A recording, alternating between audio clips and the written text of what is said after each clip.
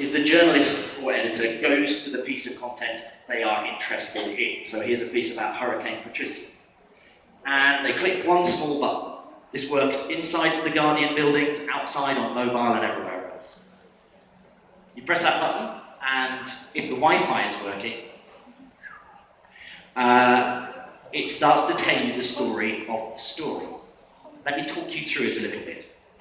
So, up here, we have a little bit of contextual information about the story itself, when it was published, whether there are comments on and how many people have commented, and whether there is any video in it. Over here we have the two key metrics, and the first one may surprise you. It's page views. And lots of people think that page views are the devil's work. I don't. Page views are an excellent indication of reach and how well you've promoted your journalism. Yes, they're not an indication of quality, but that's okay if you know that, right? So this piece has been clicked on 177,000 times. The second main metric we have here is median attention time. This is active time on the page. So if somebody opens the story, we start counting. If they open another tab over the top, we stop counting. If there's no indication of human presence, we stop counting. And those two things together, neither of them are perfect, but they give a lovely indication of how far we got that story out to people and how engaged broadly they were with it once they got there. But the most important graph is this one here. This is what Ophan looked like when we first built it. This is the minute-by-minute referral to the story. And this is the story of the story. So what this is telling me is, we launched it here. You can see a little spike of aquamarine there. That's the tweet that we sent out. And that subsides very quickly, as you'd expect. At the same time, that blue colour is a click from the Guardian to the Guardian. So it shoots straight up because we put it on our front page. But the interesting bit here is green, and that's Google. And what you can see is the way in which we managed to successfully keep it in the Google ecosystem and then bring it back to life at different points to bring more of an audience to it. Over here is something very important indeed. Everything in Ophan is designed either to be of great interest to us or to be actionable. And all this is telling us is how well we promoted this piece of journalism. It tells us whether we put it on our main Facebook accounts, our main Twitter accounts, and also on our own front pages. If I hover over one of those, that's the period of time it's been on our Guardian UK homepage. The reasoning behind doing that is because we found out very quickly that there was very few things that pieces of journalism which did badly on our website had in common.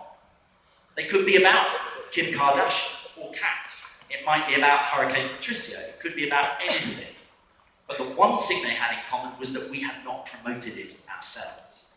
So the reason those flags are there is so that the journalist who has written that piece can phone my team and ask why we haven't promoted their quality journalism on our own site and beyond. But there is much more here, so I'll try to be quick. Next is where this is being read in the world. So what you can see here is about 31% of the referral came from America. And what I love about Ophan is it works not how a data analyst thinks these things should work, but how a journalist thinks these things should work. So the journalist clicks on that bar, and it tells you exactly where in America it's coming from. It's no surprise that the largest single column here is not New York, but California, followed by Texas. We also have the devices that people read it on, desktop, phone, tablet, the app. If I click on that, it tells me whether the app user was in iOS or Android. Then we break down the referral data into big chunks, so it's really obvious where it's coming from.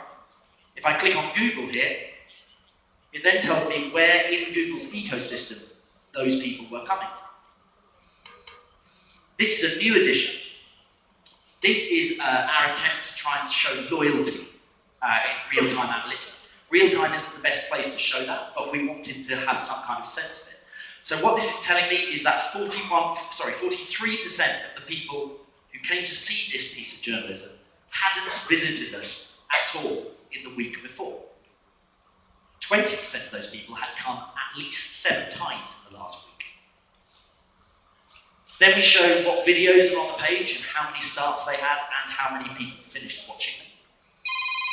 And then we show exactly how we promoted this on the major social networks and exactly how many click-throughs they got as a result of that promotion. This looks a bit complicated. This is just showing how we promoted it on our own main homepages. And again, exactly what the click-through was as a result. This next bit is in honour of the Daily Mail, the Mail Online, who are one of the best people in the world digitally at getting people to go from one story to another. What this is telling me is 8% of the people who visited this piece went on to go to another article. 16% of them went to a front, and all of the rest didn't go anywhere. And the action here is, does that piece have links in to good quality, relevant journalism? Then we break down attention time. So we're trying to contextualize these things all the time. So we say, this had 1,500 words, it should be read in about 3¼ minutes. How many of those people actually got to the end of the piece? And this graph shows that broken down in 10-second chunks. We colour the first column black because we think that's different. Those are the people who left within 10 seconds. And if that bar is very, very high up, then we should be asking ourselves whether we have promoted this in the wrong way. Did these people land on this article thinking they were going to see something else? Then we have all of the major Google search terms.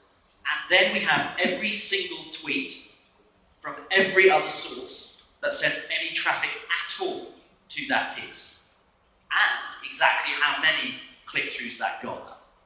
Can you imagine how powerful that is for our social media people, for our journalists to understand where in the conversation they are? That's a really wonderful thing. So that's pretty good. But it's even better. And the reason is because it's not just something that passively tells you what happened to your story, it allows you to explore it. So every single page is filterable by almost anything. Lots of people will tell you that people who come to you from Google are less engaged than people who might come to you from your own site. So we can test that theory. I'm going to come up here and I'm just going to show the people who came from Google. Watch what happens to the attention time.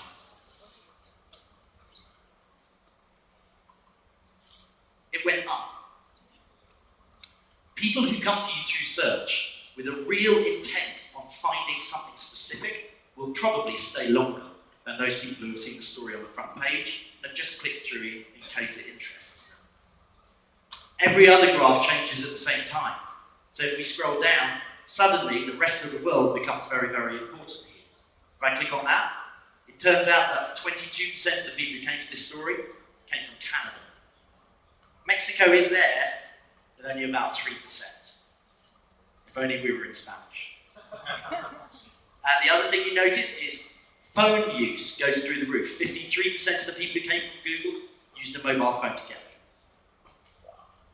So hopefully you can understand exactly how powerful that is. We can cut by the device people are using, the browser they're using, the country they come from, whether they were loyal users or less loyal users, how long they looked at it for, and so on and so forth.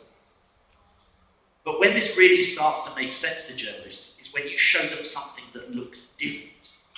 So you've just seen a news story. This is an interesting piece of content. In England at the moment, people are deeply worried about austerity and cuts to public services, particularly to our National Health Service.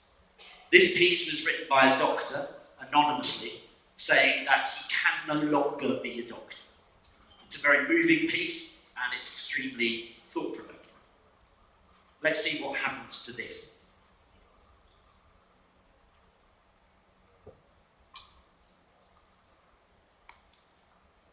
$777,000 page views with almost 1.5 minute median attention time.